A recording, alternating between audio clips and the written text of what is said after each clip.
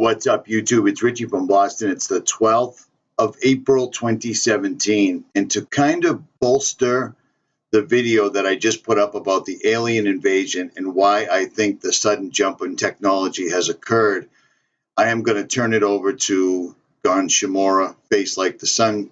He's a friend of my channel, followed Gon since the very beginning, and this particular piece by Chris White explains it the best.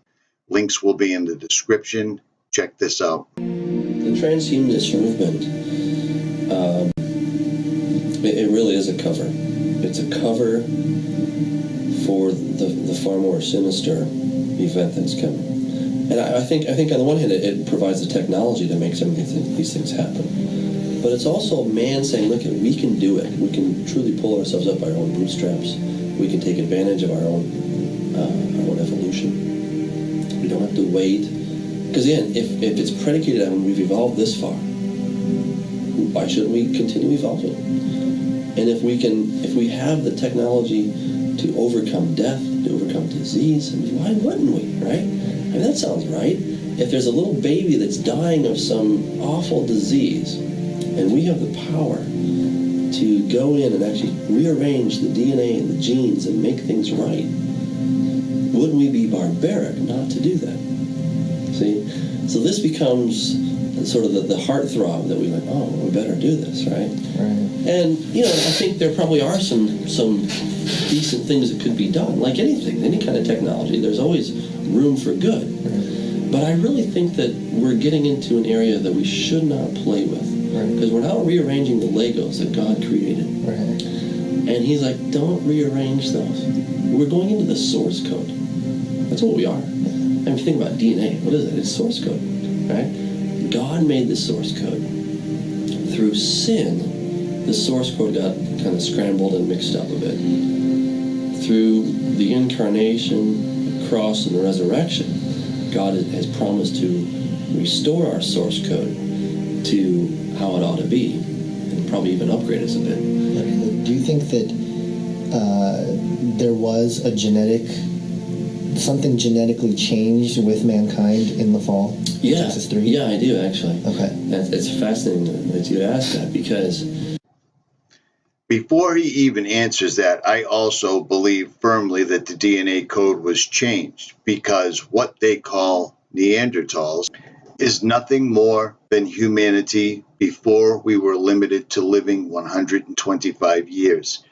And in this day and age, with all the technological advances, people can't live that long whatsoever.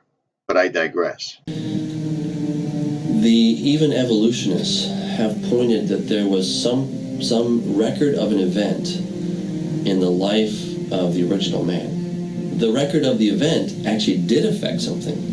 The event was the fall, okay? And the fall, at the fall of man is when all of creation became corrupt as well. Because everything came out of the earth or from man, right? So Eve, of course, came out of man.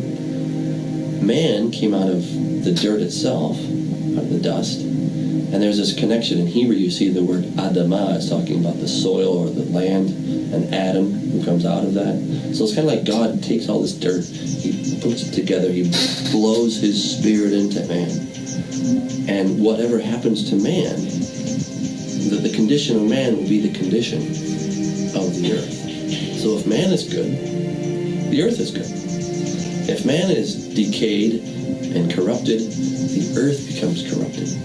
And Romans chapter 8 speaks about that the creation itself is groaning, right? Just eagerly waiting with this earnest expectation of the revelation of the sons of God.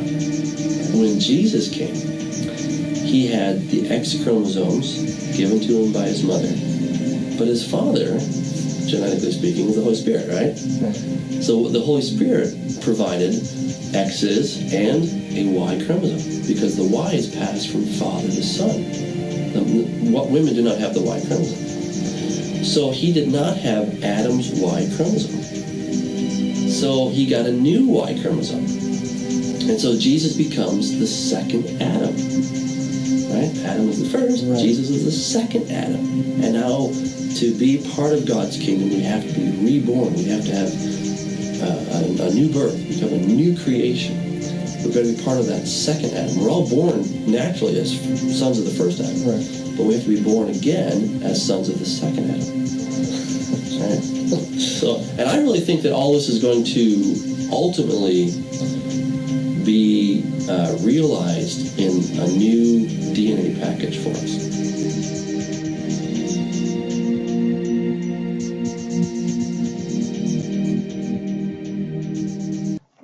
The sudden rise in technology that we saw that started in about the 1850s.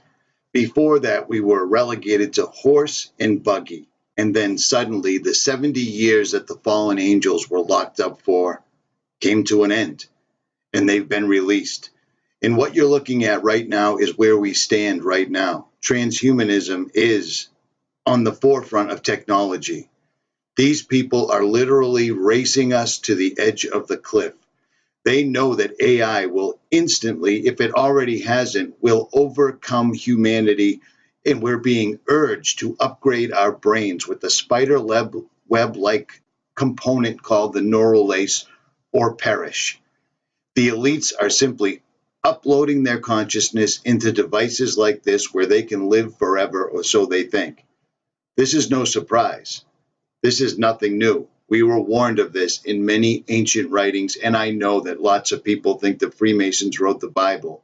Well, there's lots of books from the Bible that were never canonized, and those are the ones that we're following. The book of Enoch specifically explains exactly what happened and why mankind fell. Richie from Boston. Links will be in the description. If you haven't watched Age of Deceit by Face Like the Sun, I urge you to. Gon Shamora put it out in around 2011, and in 2017, those words are ringing truer than ever before. Richie from Boston. Like, share, subscribe, or don't. I'm out.